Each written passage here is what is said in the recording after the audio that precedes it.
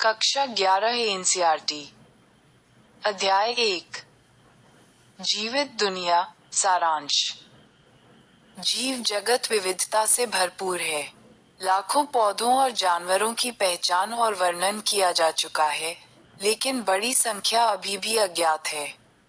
आकार, रंग, आवास, शारीरिक और रूपात्मक विशेषताओं के संदर्भ में जीवों की विविधता हमें जीवों की परिभाषित विशेषताओं की खोज करने के लिए प्रेरित करती है। जीवों के प्रकारों और विविधता के अध्ययन को सुगम बनाने के लिए जीवविज्ञानियों ने जीवों की पहचान, नामकरण और वर्गीकरण के लिए कुछ नियम और सिद्धांत विकसित किए हैं।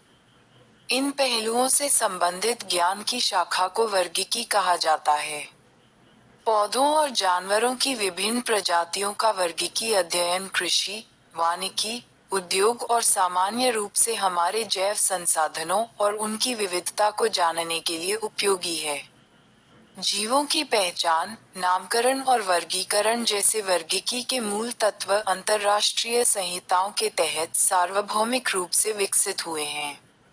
समानताओं और विशिष्ट अंतरों के आधार पर प्रत्येक जीव की पहचान की जाती है और नामकरण की द्विपद प्रणाली के अनुसार दो शब्दों से मिलकर एक सही वैज्ञानिक, जैविक नाम दिया जाता है।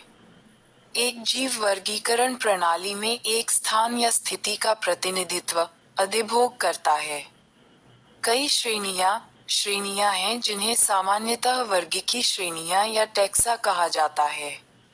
सभी श्रेणियां मिलकर एक वर्गीकी पदानुक्रम का निर्माण करती हैं।